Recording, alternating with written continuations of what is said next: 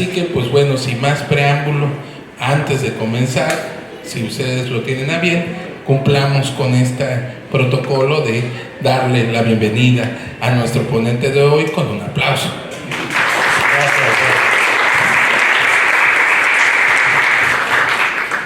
Bueno, maestro Luigi, ¿qué es ensayar la vida para usted? Bueno, antes que nada, gracias por la invitación a Luis aquí a la biblioteca Pino Suárez, que nos ha acogido toda esta semana. Dimos un taller de ensayo de bastantes horas, ¿no?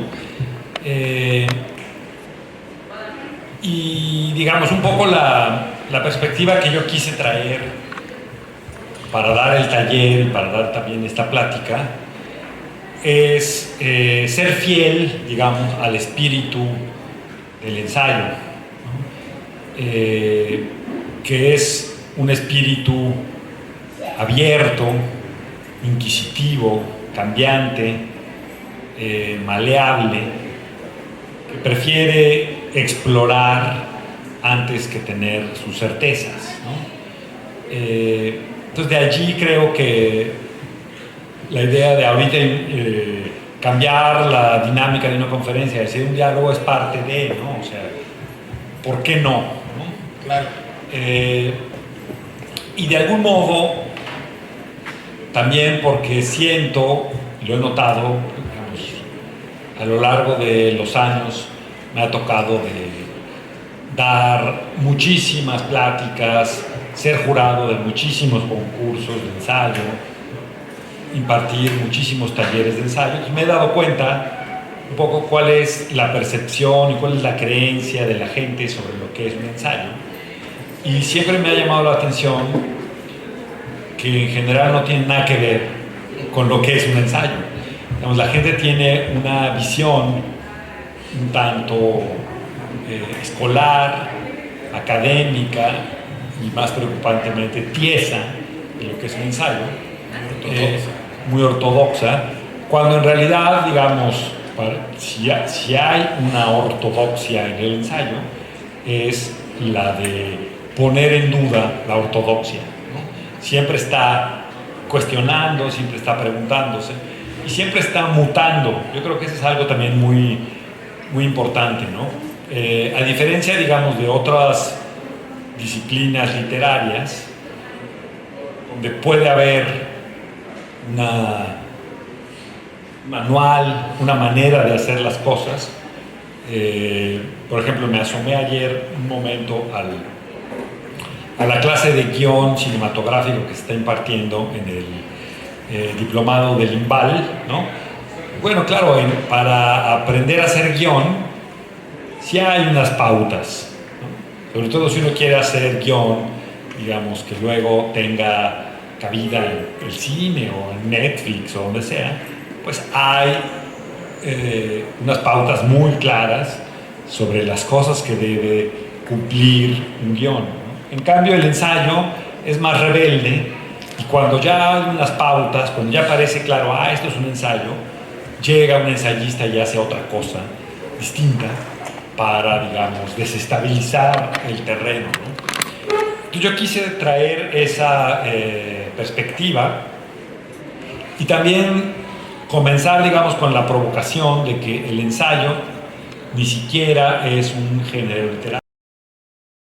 O sea, ni siquiera es algo que tenga que ver necesariamente con la literatura, sino más bien es una actitud, una práctica, una manera de estar, una manera de enfrentar los problemas, una manera de encarar la propia existencia, ¿no? Y digamos, ahora en el taller yo les decía, bueno, la manera más sencilla de darnos cuenta de que el ensayo no es un género literario es mostrar que hay ensayo fuera del papel, ¿no? Hay ensayo cinematográfico, hay ensayo fotográfico y hay sobre todo ensayo en la vida. Uno puede llevar, digamos, su vida o algún tipo de cuestión de su propia vida de manera ensayística, o sea, de una manera no dogmática, no tiesa, sino más bien probando, ¿no? Viendo, haciendo pruebas, ¿no? Digamos, esta cualidad del ensayo de ser tentativo, tanteador, por eso decimos ensayo y error, ¿no? El ensayo está dispuesto a probar y a equivocarse y volver a empezar y volver a intentarlo, ¿no? Digamos, un ejemplo se me ocurre ahora, digamos, que vemos que hay niños aquí en la biblioteca, es, por ejemplo, cómo educar a los niños, ¿no? Puede haber un acercamiento dogmático que tenga que ver con las tradiciones familiares, incluso con la moral, con la religión, ¿no? O puede haber una educación ensayística, que es que la familia decida que va a ir viendo, que va a ir inventando cómo se puede educar a los niños, digamos, por poner un ejemplo, ¿no? Eso puede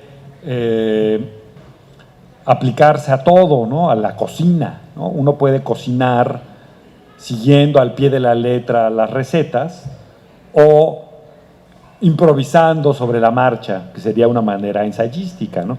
Claro, a veces van a salir platillos espantosos, ¿no? Es la parte del error, del ensayo y error, ¿no? Pero de ahí hay quizá un aprendizaje, ¿no? También cuando uno sigue recetas pueden salir cosas horribles, ¿no? Claro. Entonces, digamos, uno no está exento de la equivocación.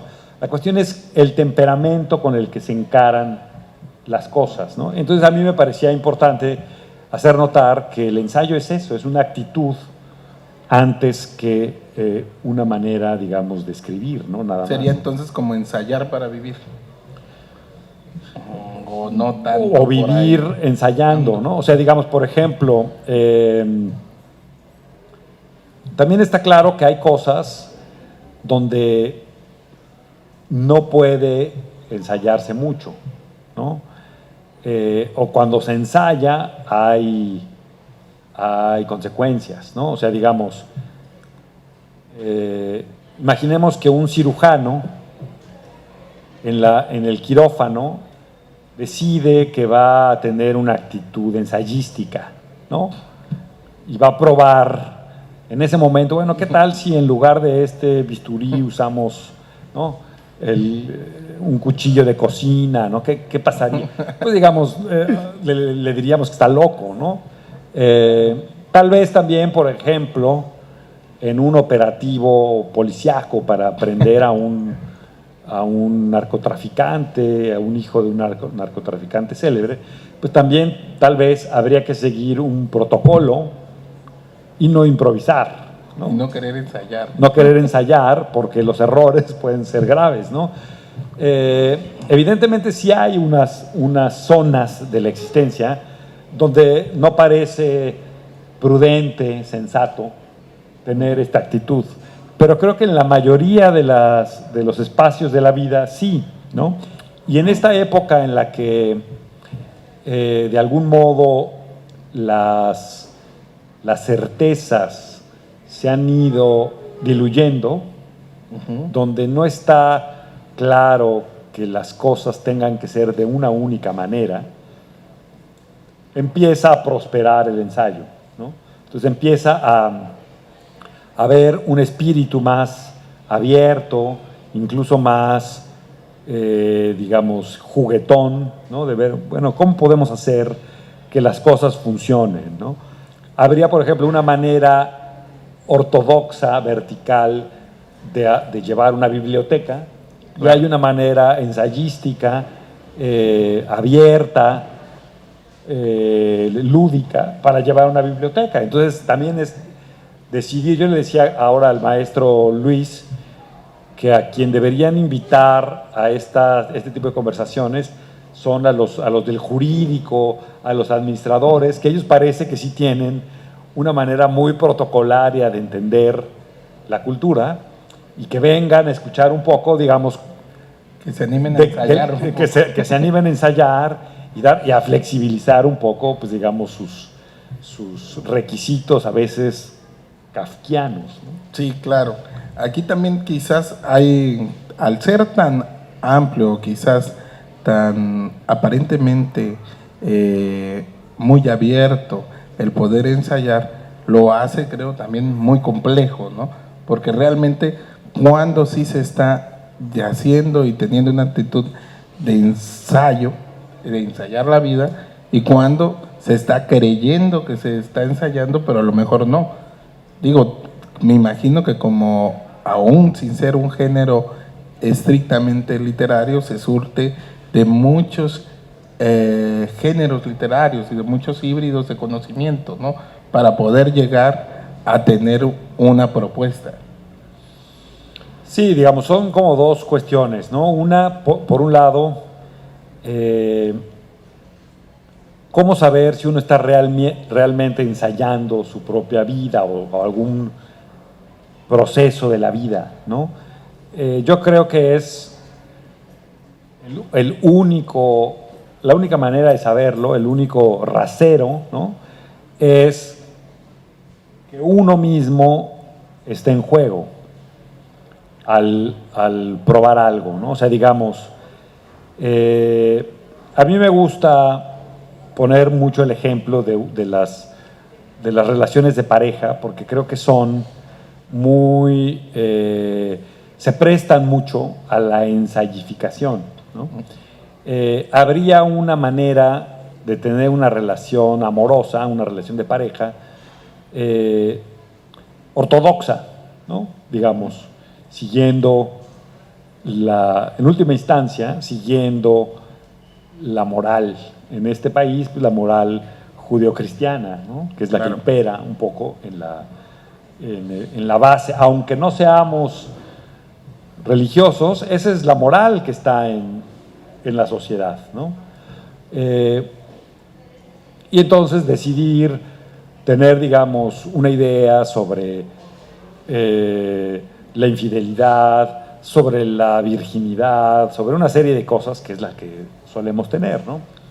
Pero otra sería decidir, bueno, vamos a llevar nuestra relación de una manera ensayística y vamos a ver sobre la marcha qué es lo que nos conviene a nosotros dos, ¿no? Qué es lo que nos acomoda, y uno va viendo en el camino si sí o si no, ¿no? ¿Cómo saber si uno lo está llevando? Bueno, pues cuando la propia relación está en juego, ¿no? Claro. Cuando uno pueda cambiar, modificar lo que no le convence, llegar a un acuerdo, tal vez ese acuerdo a la semana siguiente habrá que revisarlo porque no funcionó, etcétera, etcétera. Pero esa es la actitud, ¿no? En cuanto a lo otro, creo que es muy importante la palabra hibridación, que es lo que comentabas, porque en efecto el ensayo echa mano de muchas cosas, ¿no? En primer lugar, echa mano de uno mismo, o sea, de la propia experiencia, del tipo de cosas que uno ha ido entendiendo y aprendiendo, ¿no? De una visión, digamos, personal de las cosas. Pero también puede echar mano de la narración, ¿no? Puede echar mano de la poesía, puede echar mano de la investigación, puede echar mano de la argumentación. En realidad el ensayo acepta casi todo, ¿no? Precisamente porque no es un género, ¿no? Entonces habrá ensayos mucho más argumentativos, habrá algunos que son pura narración, ¿no? Habrá ensayos mucho más poéticos, pero un poco lo que los reúne es que a la hora de escribirlos hay una búsqueda abierta, ¿no? Lo que predomina es, digamos, la curiosidad antes que la convicción, ¿no? Uno no parte en un ensayo sabiendo, uno parte en un ensayo reconociendo que va a explorar, ¿no? Y casi siempre procedemos al revés. Cuando uno va a escribir un texto o cuando uno va a dar una conferencia, digamos, parte de que ya está claro, ya lo sabe todo, ¿no?, sobre ese tema, ¿no? Y lo único que va a hacer es poner por escrito lo que ya sabe. Un ensayista normalmente utiliza el ensayo para preguntar, para aprender, para cambiar su visión, para no quedarse en la rigidez de lo que ya sabía, ¿no? Ese es, yo creo, el espíritu ensayístico, ¿no? Les recuerdo, por los que llegaron un poquito tarde, que esta charla está pensada ensayísticamente, es decir, ustedes pueden participar cuando quieran alzando la mano, les acercamos un micrófono, no nada más tienen que ser mis preguntas, pueden ser las de ustedes. Y yo tengo una pregunta, si alguien tiene alguna pregunta puede hacerlo ahorita, si no yo sigo preguntando. ¿Cuándo fue que secuestró la Academia al Ensayo? ¿Cuándo ocurrió esto? Es una buena pregunta porque yo creo que ese secuestro nunca ha sucedido en realidad. O sea, es paradójico porque, digamos, por ejemplo, le dedicamos un buen rato en el taller a lo largo de esta semana. Creo que no hay nada menos ensayístico que la academia. O sea, prácticamente nada de lo que sucede en la academia tiene la apertura del ensayo, mucho menos, digamos, las tesis, ¿no? Una tesis no es, hasta ahora, un ensayo, ¿no? Lo que pasa es que... es un reporte de lectura largo. Bueno, tal vez, pero fíjense cómo en una tesis, normalmente lo que hay es la búsqueda de un conocimiento objetivo, ¿no? Es intentar demostrar algo. Y el ensayo no quiere demostrar nada, en primer lugar, y es una búsqueda siempre subjetiva, ¿no? La confusión, hay muchas, se ha discutido mucho, ¿no?, por qué la universidad hoy pide ensayos cuando en realidad no pide ensayos, ¿no? O sea, digamos, dice, tráiganme un ensayo sobre no sé qué, pero en realidad si yo les digo cuando hago talleres, les digo, si están en la universidad y les piden un ensayo, lleven un día un ensayo de verdad, ¿no? O sea, digamos, un texto realmente ensayístico y no una tarea, no ese trabajo que en realidad le están pidiendo, para ver qué pasa, ¿no? Y en realidad lo que pasa, si uno lleva un ensayo, es que un ensayo verdadero, ¿no? Que la O sea, ortodoxia te va a poner... te van a decir, pues, está mal, ¿no? No entendiste nada, ¿no? Regreso al primer semestre, ¿no? Porque precisamente el ensayo es otra cosa. El origen del ensayo, tal como lo entendemos hoy, con Michel de Montaigne, era una respuesta a la universidad de entonces, ¿no? A la escolástica, a la manera de entender cómo debían proceder los textos, ¿no? Él hizo un giro hacia lo subjetivo, un giro hacia la curiosidad, la duda y la búsqueda, en lugar de hacia la certeza, la verdad y la convicción, ¿no? De modo que también es una moda, ¿no? Yo me acuerdo cuando yo iba en la escuela, a mí no me pedían ensayos en la escuela, me decían, haz un trabajo sobre tal. Un trabajo está mejor, ¿no? Una tarea, una investigación, ¿no? Pero un ensayo, en realidad no te están pidiendo eso, ¿no? El problema es que en el imaginario quedó secuestrado por la academia, ¿no? Entonces, cuando hablamos hoy de ensayo, parece que estamos pensando en un estudio sesudo, serio, etcétera, y no, digamos, en una búsqueda vital, abierta, como la que han emprendido la mayoría de los ensayistas a lo largo de la historia, ¿no? Tal vez huyendo de la palabra tratado, ¿no?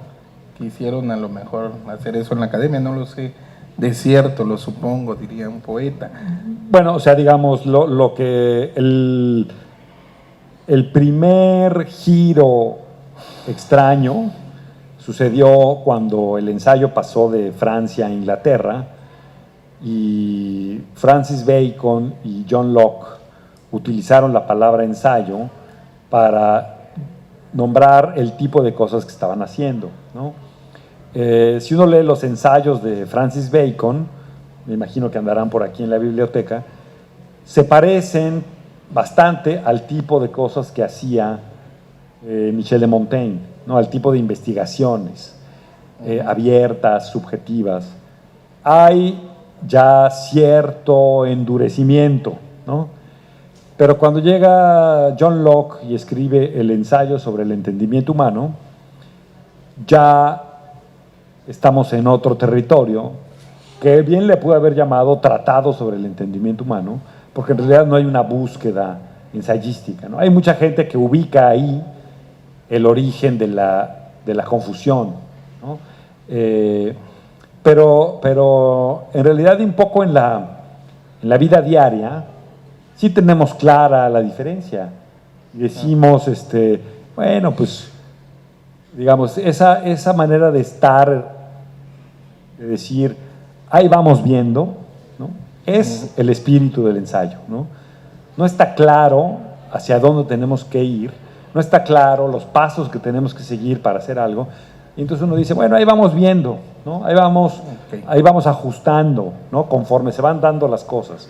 Eso es lo que ha hecho el ensayo, digamos, a lo largo de la historia, y de allí ha surgido una tradición literaria, pero también una tradición cinematográfica y también una manera de practicar el teatro, la fotografía, la danza, ¿no? Digamos, que no, por eso a mí me importa siempre aclarar, bueno, el espíritu ensayístico no sucede solo en el texto, sucede en Más allá del papel. Más allá del papel, ¿no? Ah, ok. ¿Alguien tiene alguna pregunta? O Si sigo quieren yo? ir preguntando, si tienen alguna objeción o algo, vayan. Es el momento. Si no están de acuerdo, ¿no? Si quieren, a ver, ahí está. Solo que ahora pásenle el micrófono a la... Por acá está el micrófono, por favor. Ahorita te lo alcanzas.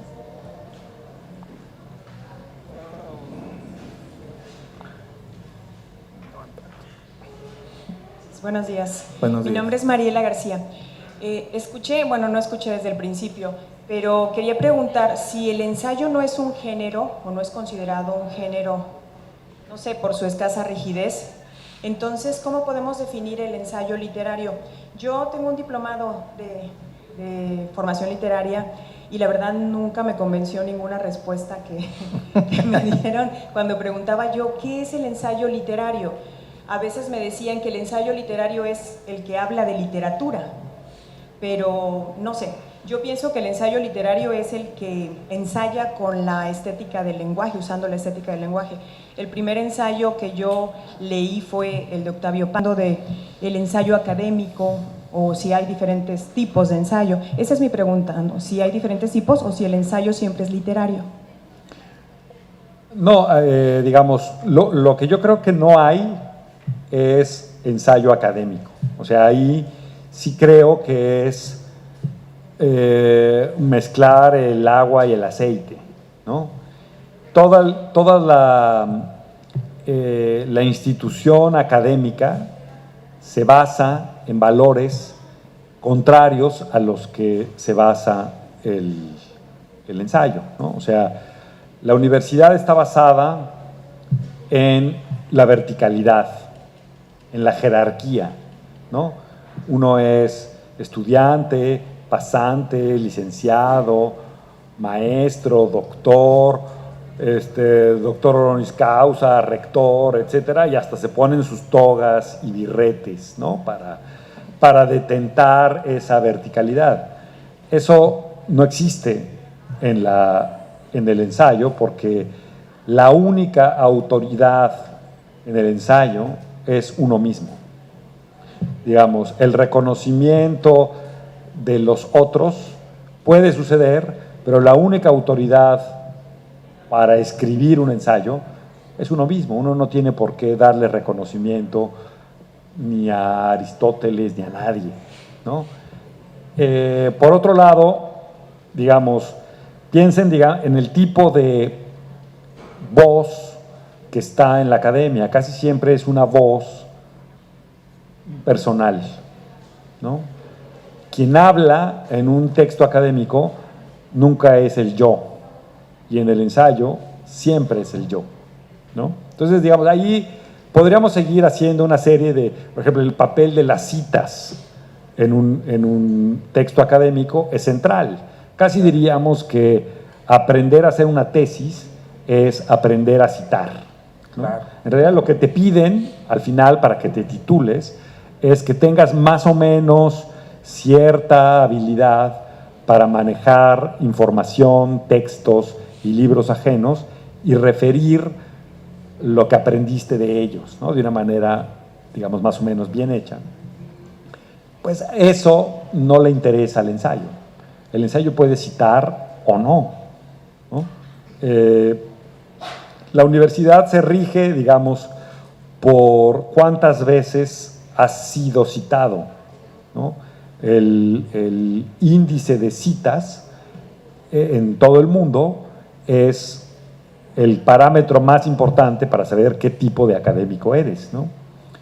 Resulta que, bueno, me enteré que, por ejemplo, que dos de los autores más citados en la historia de la academia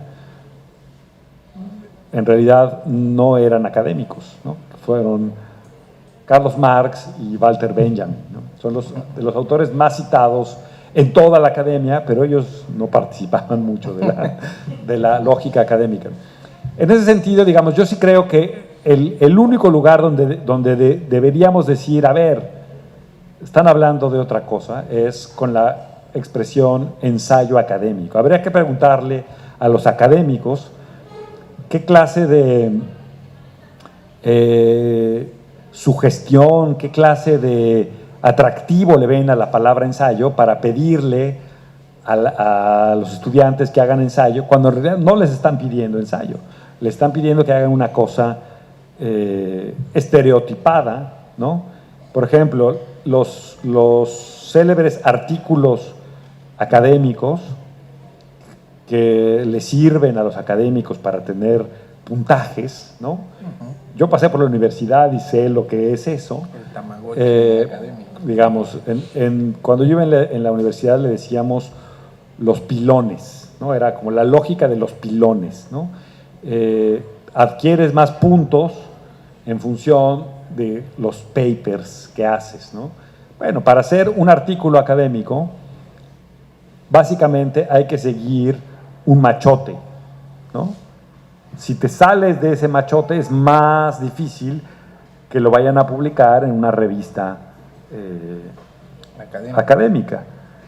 El ensayista odia los machotes, huye de los machotes, y al revés, lo que quiere es que pensar libremente, ¿no? Que su texto adquiere el camino que el tema demanda, no el que una institución lo puso desde fuera, ¿no?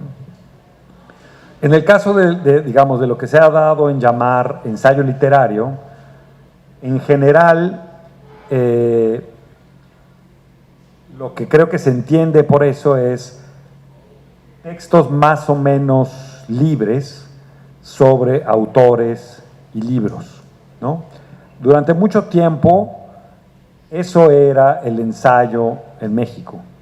Escribir de una manera imaginativa, creativa, sobre Julio Cortázar, sobre el Quijote, sobre Gorostiza, ¿no? Digamos, sobre el tema que se les ocurra, ¿no? Eso era cuando yo era joven, eso era el ensayo, ¿no?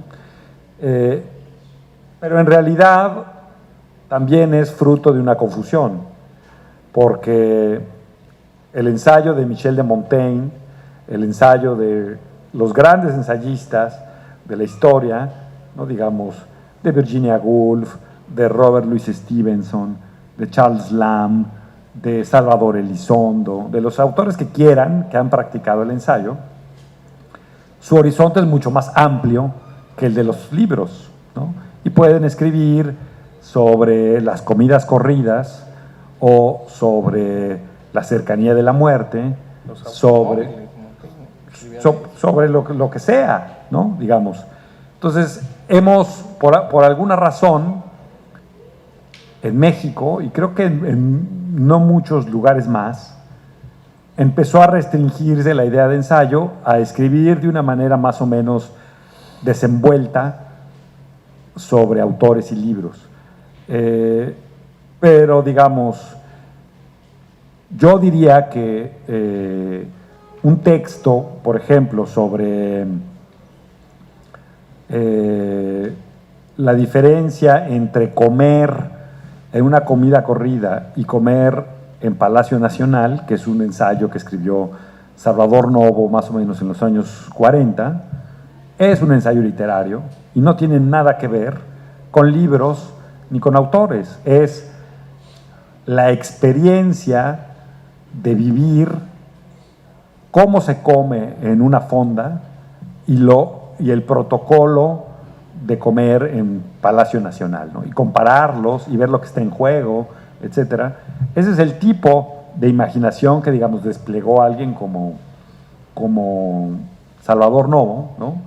Pero tendemos a asociar que el ensayo es más del tipo de cosas que hizo Octavio Paz, ¿no? Pero, digamos, en la tradición mexicana hay una gran cantidad de ensayistas, hombres y mujeres, que han abordado la vida, no solo los libros, ¿no? Y eso yo creo que es muy importante también tenerlo en mente, ¿no? El ensayista habla sobre lo que sea. Toda puerta de entrada es válida para un ensayista. Un poco lo que está en juego en un ensayo es, y se los decía a la gente que asistió al taller, es una mente en acción. Lo que uno termina leyendo en un ensayo es a una mente pensando un problema o una situación, imaginando, asociando, trayendo a cuento cosas, contando anécdotas, dando ejemplos. Uno lo que ve es una mente pensando, ¿no? Si esa mente es atractiva, si esa mente es lúcida, imaginativa, humorística, provocadora, puede hablar sobre los tornillos o sobre la inmortalidad, no importa, ¿no? Entonces, digamos, ahí es donde yo creo que se ha restringido mucho la idea de ensayo literario, ¿no? A este tipo como de crítica literaria informal, ¿no? Pero yo creo que digamos, basta ver la tradición ensayística real para darse cuenta que es mucho más amplia, ¿no? Digamos, uno revisa el índice, no sé, de los ensayos de Montaigne o de otro gran ensayista, por ejemplo, Robert Louis Stevenson, el autor de La Isla del Tesoro, de Dr. Jekyll and Mr. Hyde, que era un gran ensayista. Y los temas son, bueno, sobre la ociosidad, sobre el matrimonio, sobre la amistad, sobre lo que sea. Y puede haber o no referencias literarias. Casi siempre no las hay, ¿no?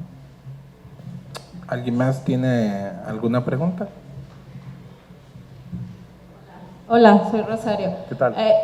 Tengo una pregunta, bueno, no sé mucho del ensayo, la verdad, pero ahorita que hace usted referencia a lo que es el ensayo y escritos libres, etcétera, me viene a la mente lo que hoy hacen los jóvenes, los youtubers famosos, ¿no? Que se ponen ante una cámara o un celular y hablan de X tema, ¿no? Y ahondan en él y son temas libres. si eso lo transportamos al papel, podría guardar, según estoy entendiendo, algunas características, guardando obviamente las debidas dimensiones de lo que es el ensayo. No, desde luego.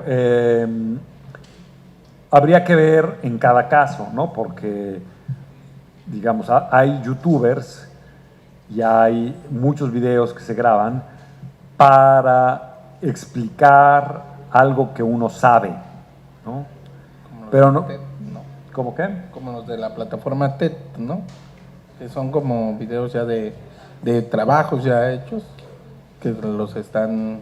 Sí, pero digamos, los youtubers pueden hablar, por ejemplo, de Star Wars, ¿no? Pueden hablar de los Pokémones, ¿no? Lo que sea, ¿no? La cuestión es desde dónde hablan, no es simplemente que lo hagan de una manera espontánea y libre, ¿no? Digamos, están hablando desde la búsqueda o desde intentar enseñar y aleccionar sobre algo, ¿no? Normalmente yo creo que el espíritu ensayístico está en la pregunta, no en la lección, ¿no? Entonces hay muchas veces, digamos, aunque creo que los youtubers están más cerca del ensayo que, por ejemplo, muchos columnistas de los periódicos, ¿no? También hay muchos youtubers que lo único que están haciendo es, digamos, dar una clase, ¿no?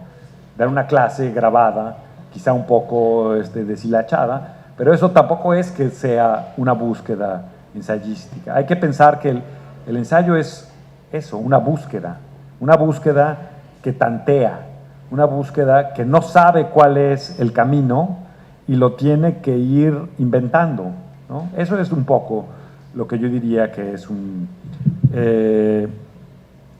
pensemos, digamos, en nuestra propia experiencia, ¿no? Hay gente que necesita reglas y protocolos para todo, que si no sabe lo que va a suceder en tal hora se inquieta, ¿no?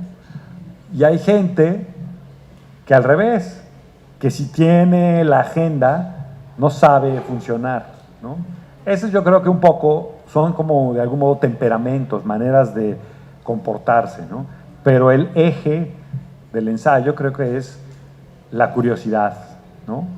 Seguir preguntándose, digamos, nos dijeron que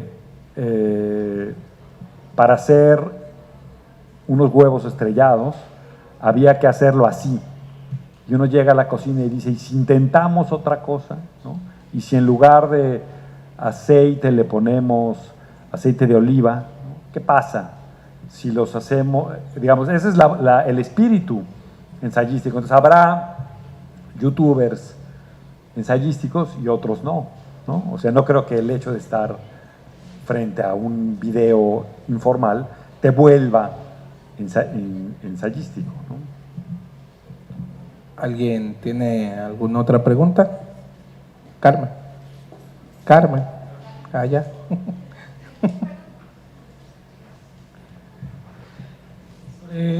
¿Cuál sería tu reflexión ante la lectura más vaga que estamos ahorita teniendo, cada más evolutiva? Es decir, si los periodistas tienen que evolucionar a plantear verbalmente o en video su opinión o un género, el ensayo, que tradicionalmente es escrito, ¿cómo crees tú que se tenga que adaptar el ensayista? ¿Tiene que ser necesariamente breve? No entendí bien la pregunta, como que no se Sí, escuchaba bien. o sea, el chiste de que hagas un buen ensayo es que lo publiques y que te lo lean, que sea atractivo, que se lleve a la reflexión.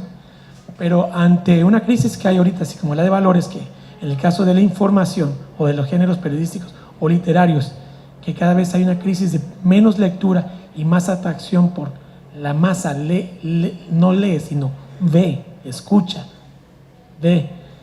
Lo que anteriormente estaba escrito se sintetiza y se vuelve un lenguaje vago y el lector, o el usuario, o el que está en el portal es más escueto. ¿Y prevés tú de que el ensayista tenga que recortarse en su extensión? Bueno, en primer lugar diría que el ensayo no tiene que ser escrito. Desde hace, digamos, probablemente surgió como un texto, porque lo que tenía a mano alguien como Michel de Montaigne era lápiz y pluma y no, digamos, una videocámara, ¿no? O no tenía una cámara fotográfica, o no tenía otro tipo de recursos, ¿no? Pero desde hace mucho tiempo hay ensayos, hay videoensayos, hay documentales que son ensayos, hay ensayos fotográficos, hay obras de teatro ensayísticas, etcétera.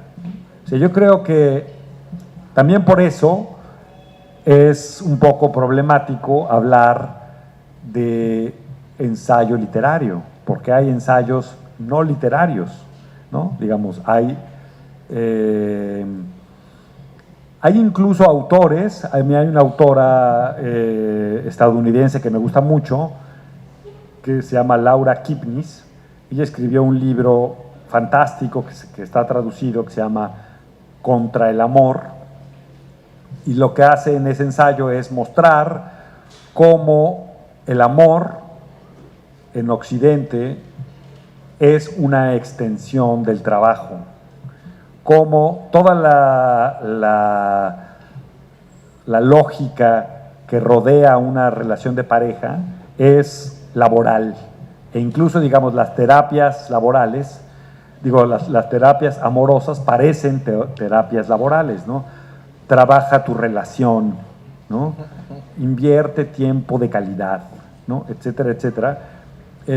Y hace una crítica, a mi modo de ver, genial y contundente, y no es para nada breve, es un libro de unas buenas 300 páginas, ¿no? Ella, al mismo tiempo, es videoensayista.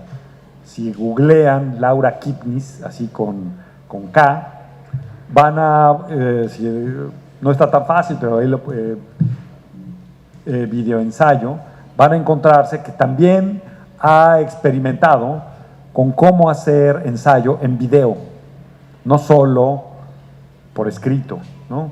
Entonces, en primer lugar diría que hay que borrar la idea de que el ensayo tiene que ver con escribir, ¿no?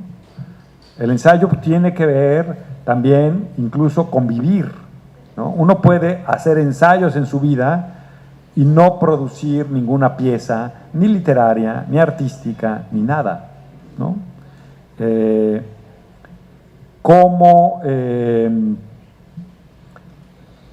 Por ejemplo, cómo llevar una dieta, ¿no?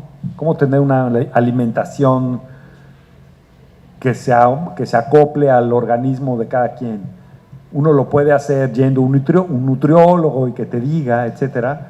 Y otra posibilidad es que uno mismo vaya inventando qué es lo que le conviene, qué es lo sano y saludable para él. Y será una búsqueda ensayística. Luego lo podrá escribir o no, lo podrá volver video para un youtuber o no. Lo importante es el proceso de descubrir lo que a ti te conviene, ¿no? Por otro lado, digamos, creo que un poco hay también un espíritu Contreras en los ensayistas, y yo veo que al revés, que en esta época de fugacidad, falta de atención, etcétera, los ensayistas tienden a escribir cosas mucho más largas y complejas. Digamos, uno de los grandes ensayistas de los últimos tiempos, que murió ya, se suicidó, ¿no?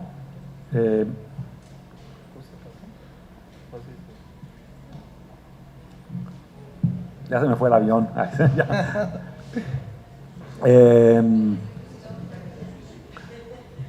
Sí, ¿cómo se llama este autor? David Foster Wallace, que para mí es uno de los grandes ensayistas contemporáneos, el tipo de textos que estaba produciendo, además de sus novelas, sus textos ensayísticos son geniales, ¿no? En realidad propendían a la acumulación, a la complejidad antes que a la simplificación. Y es uno de los autores más leídos en los Estados Unidos. Entonces, digamos, yo tampoco creo que la brevedad, que en tiempos de distracción haya que acoplarse y hacer cosas breves. Al revés, hay que hacer lo que uno cree que funciona, no lo que los tiempos dictan. Esa es la, digamos, la actitud ensayística.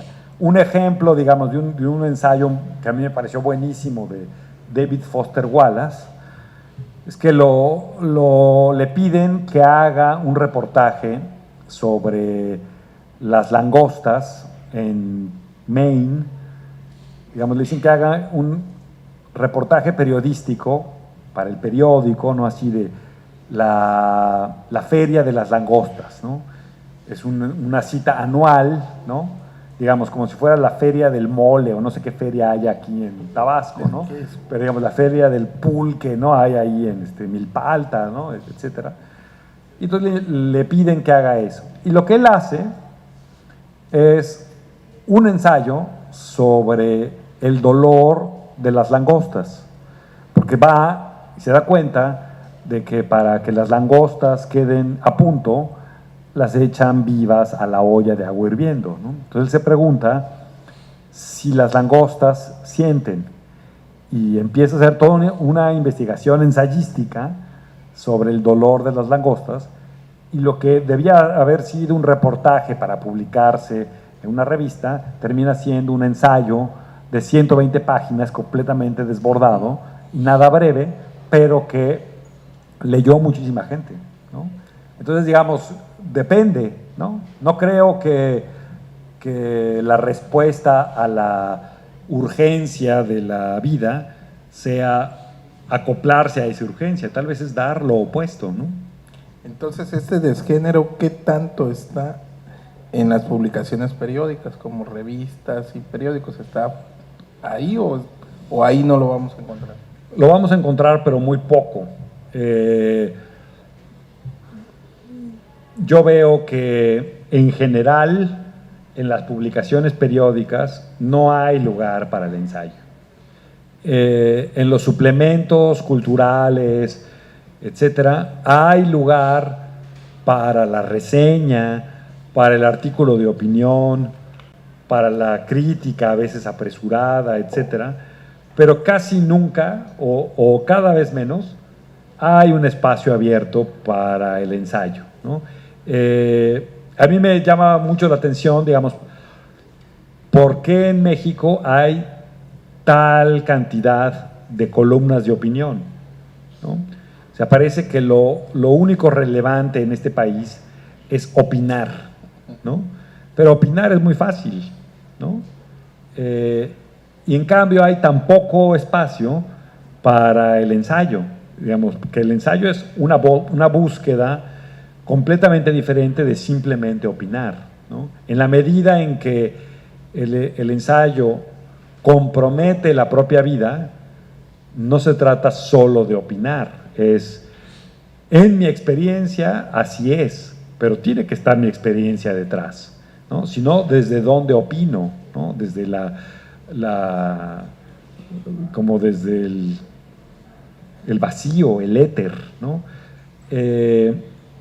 Y creo que en última instancia es una buena pregunta, ¿por qué el ensayo dejó de estar en las publicaciones periódicas?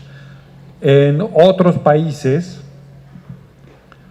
por ejemplo en los Estados Unidos, en Francia, etcétera, hay revistas que sí albergan ensayo.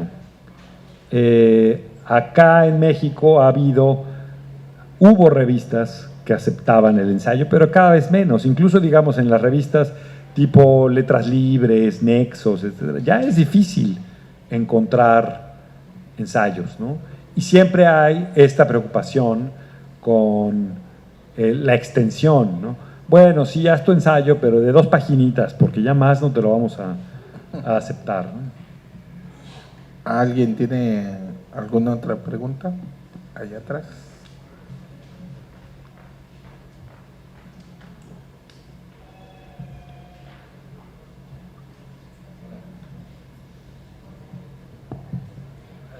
Ahí creo que ya. Hola, soy Darío. Respecto a esto, creo que lo académico se nutre de lo ensayístico y lo ensayístico se nutre de lo académico. Nosotros no podemos hablar de algo que realmente vayamos descubriendo y conociendo si nosotros no tenemos bases acerca de eso. Respecto a la ensayificación de la vida, que me llamó mucho la atención venir aquí, ¿no? Hay personas que necesitan ser objetivas en cierto punto crítico de, digamos, en la sociedad al tomar las decisiones. O, digamos, yo estoy haciendo un posgrado de medicina de emergencias. Aquí en este momento en una sala no habría opción para ponerme yo a ensayar qué es lo que se tiene que hacer. Pero lo importante y relevante de esto es salirse de la caja para tener nuevas formas de ver la vida, porque el ensayo, eso al fin es hablar. Comienzo hablando de un tornillo y tal vez durante el camino, como mencionaba usted, vaya conociendo los diversos materiales que se están haciendo del tornillo, y al final termine conociendo tal vez una teoría conspiranoica acerca de por qué son de esa forma. Bueno, realmente nosotros debemos de nutrirnos de las propias ideas de los demás y conocerlas y hacerlas atractivas. Va a depender de cómo nosotros podamos ver la vida. Entonces, consideramos que el ensayo como género libre literario, libre me refiero libre a que pueda hablar y hacerse recursos de todo tipo en este caso de literatura y de ideas, nosotros podamos traspolarlo a la vida real.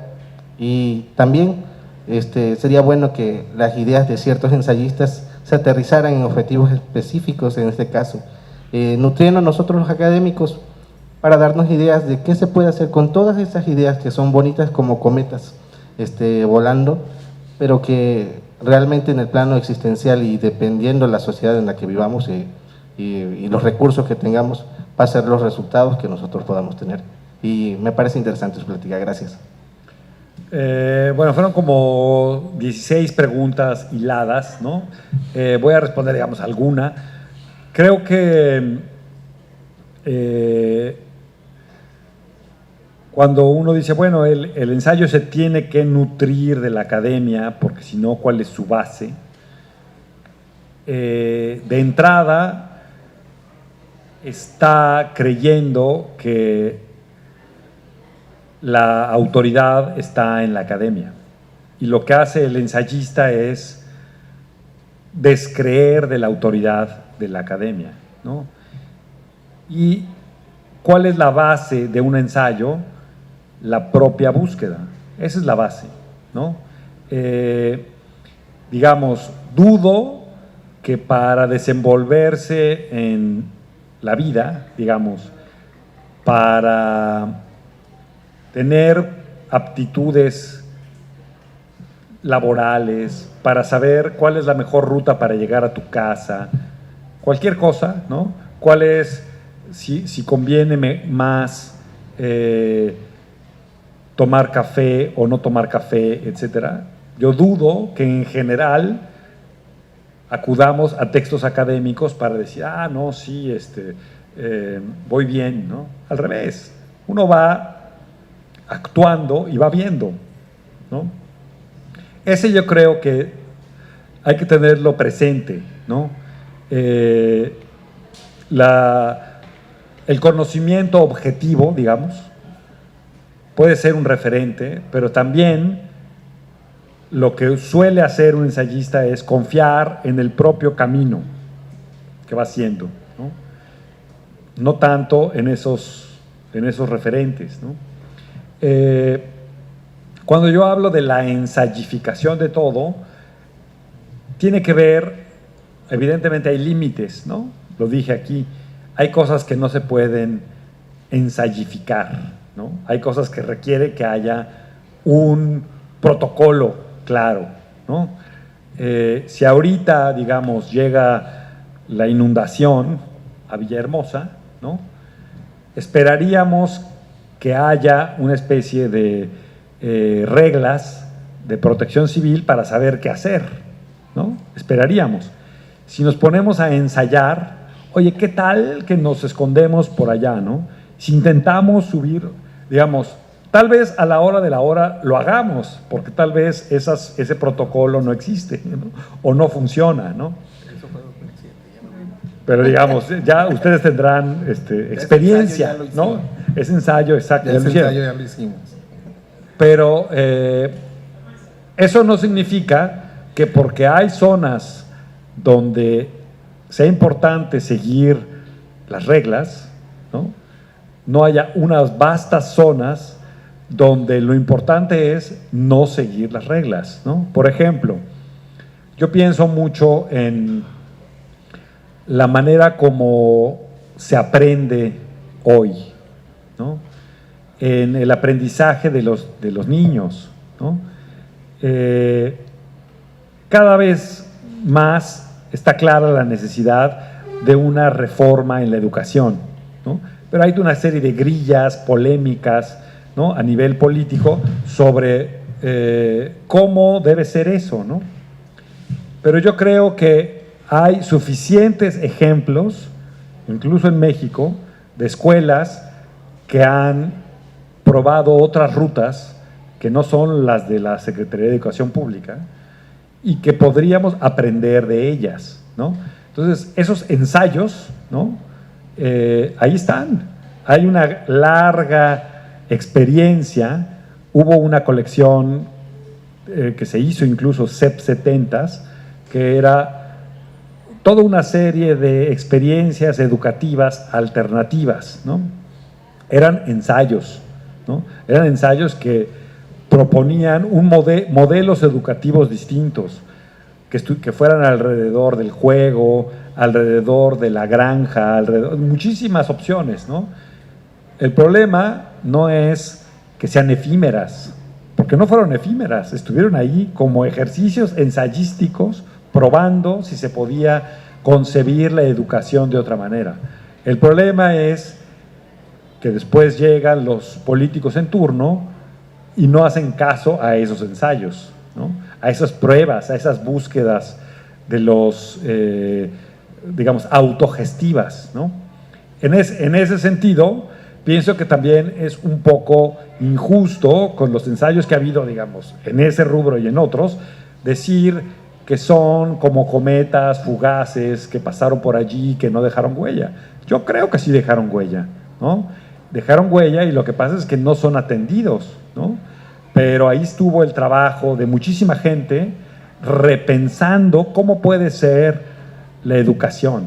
Digamos, por poner un ejemplo, ¿no? que me parece un ejemplo donde ha habido mucho ensayo y error, mucha prueba, al margen de los protocolos estandarizados, burocráticos de la Secretaría de Educación Pública, que sabemos que en términos generales no han llevado a buenos resultados. Esa es la verdad, ¿no? Habrá buenos resultados en algunos lugares, pero por eso ha habido tanta experimentación en la escuela. No sé, por ejemplo, si aquí en Tabasco hubo o no, pero una de las, a mí me llamó mucho la atención, por ejemplo, una escuela experimental que hubo en San Andrés Tuxtla, en Veracruz, ¿no? Que se hizo más o menos en los años 50, 60. Era una escuela experimental, que era un ensayo, ¿no? Tenían que inventar sobre la marcha qué pasaba, y después uno revisa quiénes fueron los alumnos que salieron de esa escuela, y resulta que fueron poetas, artistas visuales, artistas conceptuales, pioneros en México, ¿no? Entonces, de algo sirvió esa experimentación, ¿no? El problema es que no lo reconozcamos, es otra cosa, pero no es que fueron efímeros y hay que despreciarlos porque no llevaron a nada, ¿no? Ellos lo intentaron. El problema es que luego eso ya no es recogido por las instituciones, que son tiesas, que son verticales, que quiere estandarizar los procesos y no aceptar ese juego más creativo y más libre para resolver algo tan básico como la educación, ¿no? Claro. ¿Alguna pregunta más que tengan por ahí? Hay alguien Por, que... por acá, Ricardo.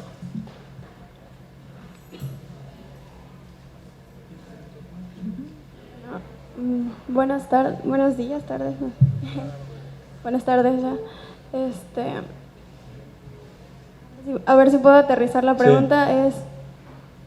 Entonces el ensayo no está considerado o no se podría considerar algo dentro de la ciencia, dentro de este método científico que debe llevar algo. No entra en ese rango, no entraría, ¿cómo lo tomamos? No sé. Yo creo que no. O sea, creo que de algún modo es lo opuesto, ¿no? Es lo contrario al protocolo, al método, ¿no? Es el método de buscar el método que conviene a el problema en concreto. Digamos, es pensar que no está nada escrito y que hay que inventar la manera de resolver algo, ¿no? Pensemos, digamos, que el ensayo también tiene mucho más que ver con problemas de la vida humana, o con problemas sociales, ¿no? Donde la idea de aplicar un método científico pues es un poco también ingenuo, ¿no? Cómo, por ejemplo, tener una sociedad no machista, ¿no? El tipo de lucha que tienen muchas mujeres hoy y ya hace 10 años, ya hace 20, etcétera. Digamos, cómo lograr que en la vida cotidiana no haya una perspectiva patriarcal, ¿no? Y entonces vamos a aplicar el método científico, vamos a aplicar la academia. Pues no, o sea, eso no va a servir de nada. Lo que hay que hacer es cambiar las prácticas cotidianas, desde quién va a tender la cama, quién va a lavar los platos, ¿no? ¿Quién tiene derecho a salir en las noches, quién no, etcétera? Eso es lo que se tiene que cambiar. Y no se va a cambiar, digamos, por un protocolo científico, ¿no? Ese es el terreno del ensayo, ¿no? Ese es el tipo de cosas donde puede haber un juego y una tentativa de cambio, ¿no? En esa medida, ¿no? Digamos, es curioso porque la experimentación científica, cuando es una experimentación real, sí hace ensayos, ¿no? Cuando está tanteando, cuando está investigando, sí hace ensayos, pero luego cuando se articula como un método, rompe con esa disposición, ¿no? Y no hay que perder de vista que cuando estamos hablando aquí de ensayo, estamos hablando un poco más de la vida individual, ¿no? De cómo resolver tu existencia cotidiana, ¿no? Cómo tener una buena vida para ti, para tu familia, para tu pareja, digamos, y ahí es muy difícil que haya una receta, ¿no? Y entonces uno prueba, ¿no? El tipo de temas que empezó a explorar, por ejemplo, Michel de Montaigne cuando inventó el ensayo, eran de ese tipo, ¿no? ¿Qué es la amistad?, ¿no? Y entonces,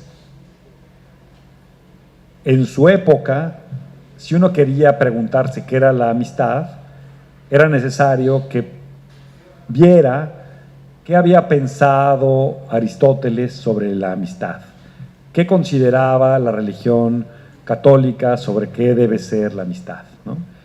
Y lo que él hizo fue, vamos a olvidarnos de la teoría y vamos a pensar en qué ha sido, en mi experiencia, la amistad, cómo me ha ido en la feria, ¿no?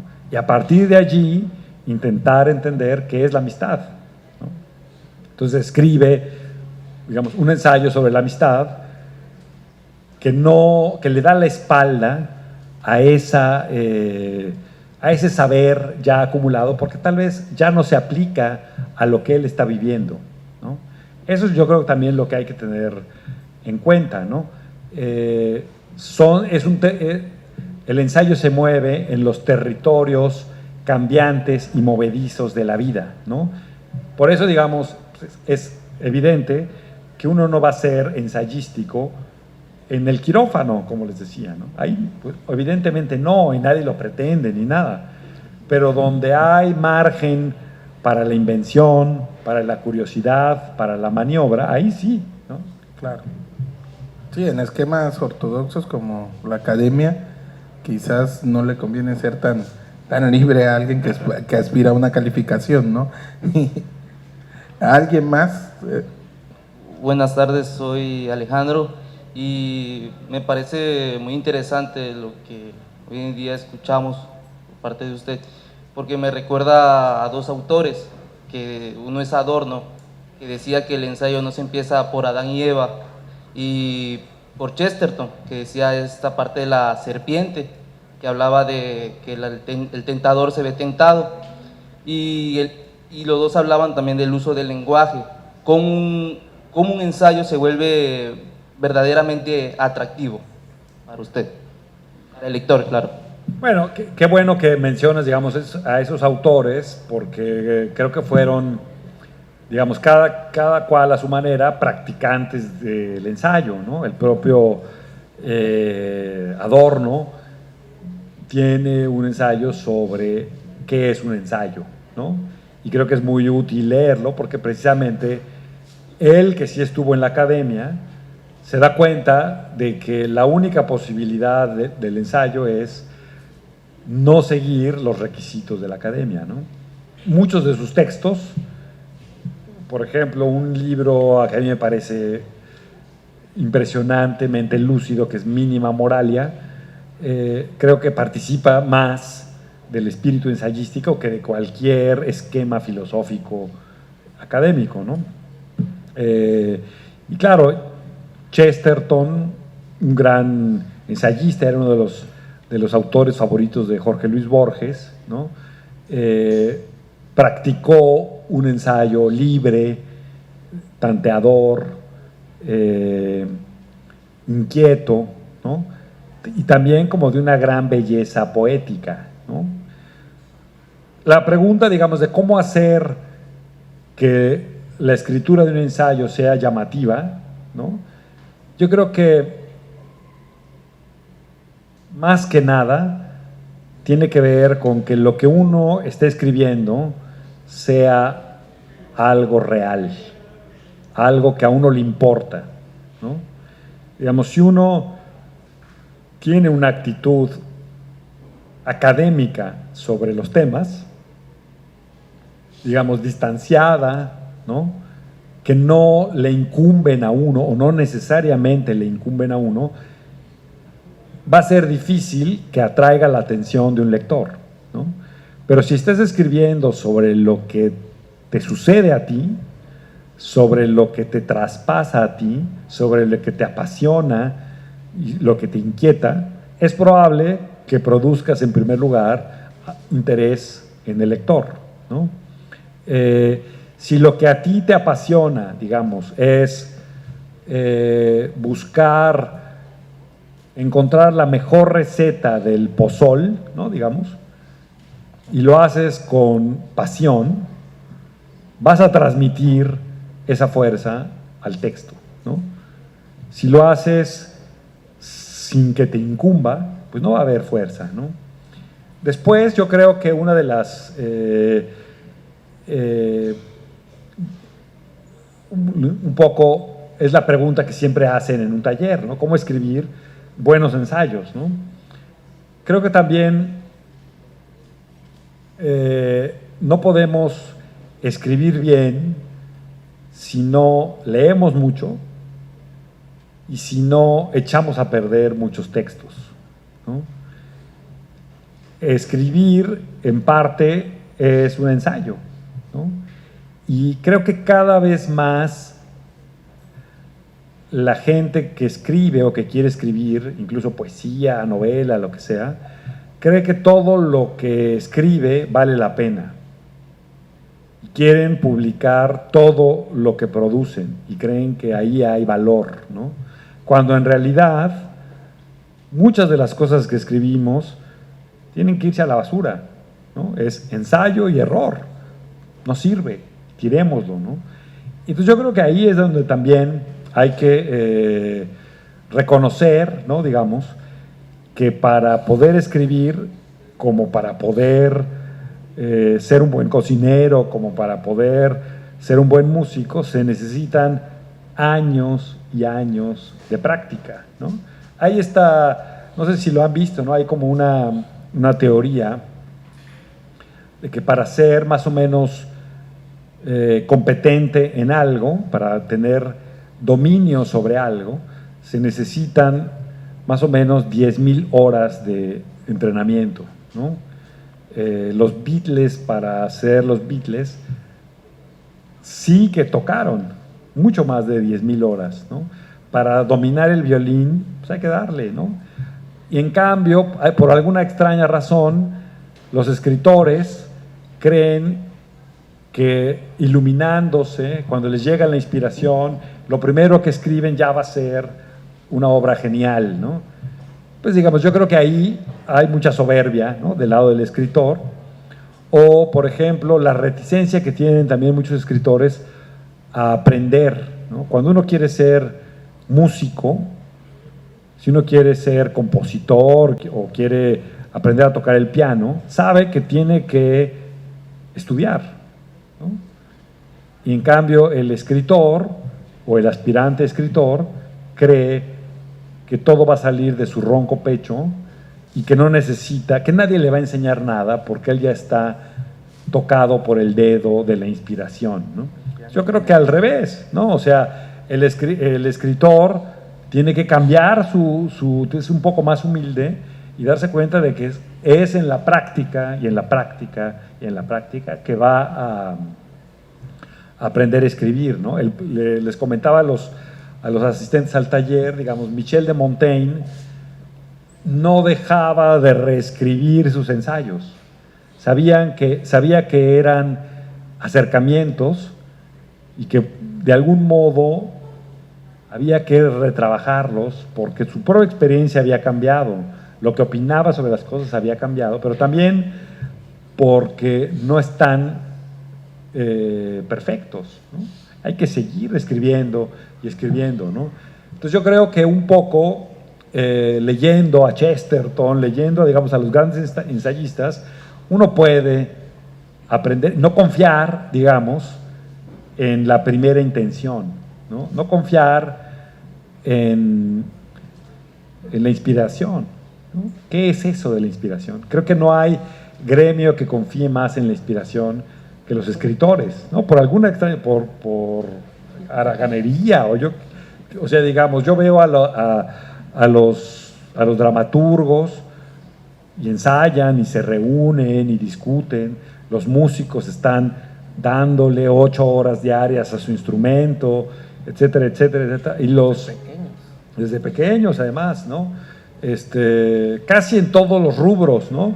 En cambio, los poetas quieren que llegue la iluminación y escribir su obra. Además, no oses corregirle una coma porque ya es perfecto, ¿no? Esa es una actitud que yo creo que es sospechosa de cómo hemos entendido la escritura, a diferencia de cómo se entienden las demás disciplinas artísticas, ¿no? El cine, ¿no? La actuación, ¿no? Lo que sea, hay una conciencia de que es un aprendizaje y un aprendizaje de años, difícil, ¿no? En cambio, el escritor cree que ya su primer el librito tiene que ser publicado y ganarse un premio y una beca y los aplausos de todos, ¿no? ¿Por qué? ¿No? Ese es, digamos, yo creo que habría que reconducir la idea de escritura en este país. Empiezan a surgir ahora escuelas de escritura, ¿no? Ya hay una que otra carrera de escritura porque, claro, se han dado cuenta de que el escritor necesita entrenamiento, ¿no? Bueno, ¿alguna otra pregunta? Buenas tardes. Antes que nada, felicitarle por esta charla sobre el ensayo que rompe algunos paradigmas, por así decirlo. Sin embargo, más allá de cómo se hace el buen ensayo, ¿no? Regresando a los orígenes, ¿no? De la amistad, o intentando transformar la realidad desde la perspectiva subjetiva, ¿cómo se lograría que permee en la sociedad? Porque si no, nos estaríamos quedando un poco como en la poesía, ¿no? Porque, bueno, sí, pero nada más llega. Entonces, no habría un aprendizaje, pero que cuando le llegue a los otros, quizás ya no, ya está cambiado la perspectiva. No sé si fui claro en la pregunta. Sí, lo que pasa es que es una pregunta muy amplia y muy difícil de contestar. Yo creo que depende de cada caso, ¿no? O sea, por ejemplo, yo creo, a mí me tocó estar cerca de la gente que intentó transformar la mega biblioteca en la Ciudad de México, la biblioteca José Vasconcelos, ¿no? Esa mega biblioteca era un elefante blanco, no iba nadie, ¿no? Era la gran construcción de Fox, no funcionaba, ¿no?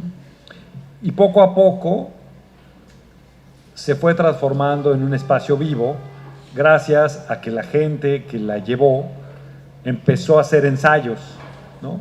Y en lugar de creer que una biblioteca es un lugar silencioso, donde hay libros y donde hay un acercamiento, digamos, individual a los libros, empezaron a dar talleres, empezó a haber acrobacia, empezó a haber clases de cocina, empezó a haber recitales, empezó a haber cosas que no solían suceder en una biblioteca. Y de pronto la biblioteca estaba viva, ¿no? Pero, digamos, yo creo que lo hicieron en un espíritu ensayístico. Vamos a probar, vamos a abrir la biblioteca a otras. Supongo que un poco, allá también ve aquí un concierto, ¿no? Está abierto. En la biblioteca donde no puede haber ruido, había un concierto. Bueno, pues vamos a probar qué pasa, ¿no? Digamos, en cada caso cambiará cómo eso va a trascender y no va a quedarse, ¿no? Cada caso. El asunto es que, por ejemplo, con la megabiblioteca, sucedió que llegó la Cuarta Transformación y lo que hicieron fue poner a un funcionario que llegó y arrasó con todo el trabajo previo. No sabemos hasta qué punto va a proponer nuevas cosas, pero lo que sucedió, tal vez aquí conozcan ha venido, creo, ¿no? El funcionario en turno, arrasó con esa experiencia, con ese aprendizaje, esos logros, esa aventura de la megabiblioteca, y tiraron por la borda, ¿no? Yo creo que eso también es parte de nuestra realidad, ¿no? Que hay todavía una actitud muy vertical desde la política, ¿no? Entonces, lo que se había conseguido se tiró a la basura, ¿no? Pero en cada caso dependerá, ¿no? Habrá ensayos que no llevan a nada o que fracasan. Eso yo creo que también hay que tenerlo claro, ¿no? La actitud ensayística no te garantiza que vas a lograr cosas positivas. Puede ser que intentas algo y no funciona, pero así es, ¿no? O sea, digamos, la apertura conlleva un riesgo, ¿no? Y dependerá en cada caso luego cómo intentas que eso se articule y se mantenga y siga vivo, ¿no? Yo creo que tiene que ver mucho con un esfuerzo, un esfuerzo continuo, porque lo normal es reglas verticales, ¿no? Autoritarismo, ¿no? Así se hacen las cosas.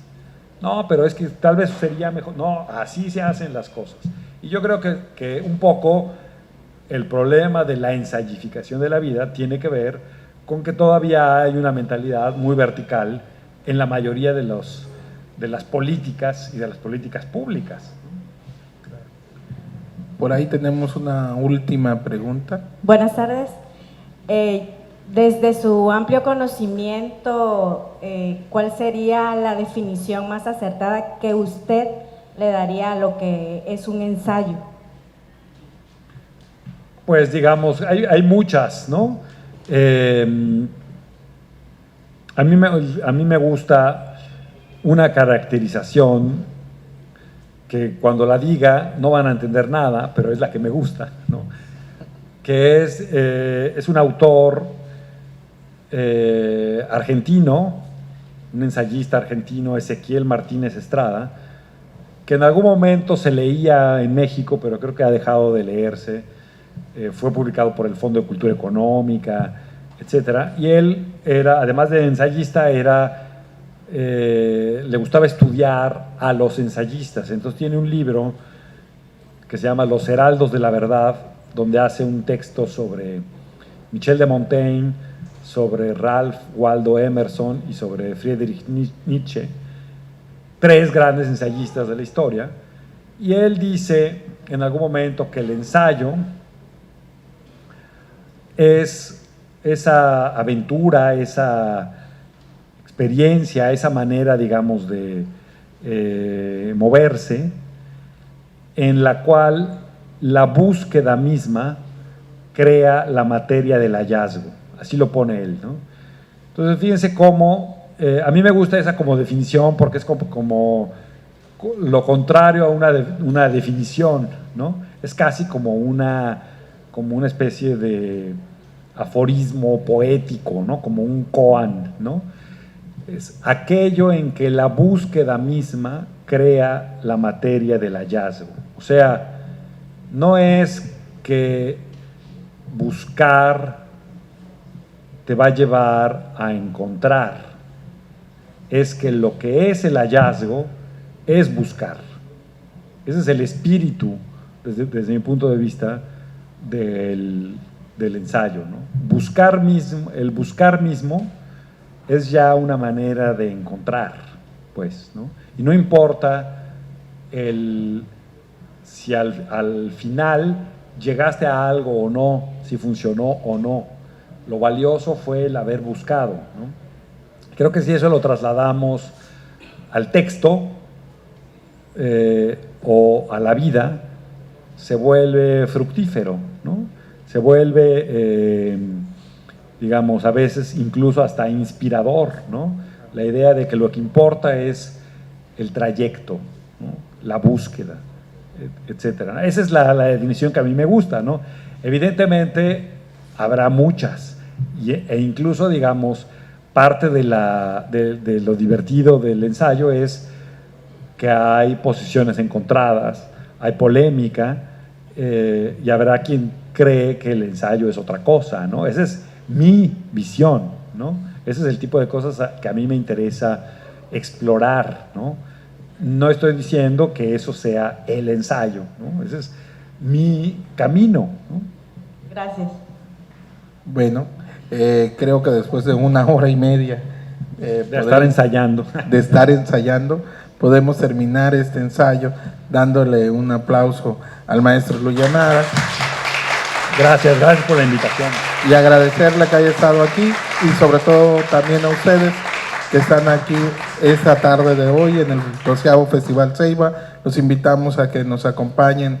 A las 6 de la tarde vamos a tener un recital también de guitarra hoy. Si seguimos ensayificando esta biblioteca, ojalá nos ayuden a seguirlo haciendo. Buenas tardes y nos seguimos viendo en el Festival Ceiba. Muchas gracias. Gracias. No sé si cuál era la idea con respecto a los... Se los vamos a dar muy bien. Bueno, gracias, hasta luego.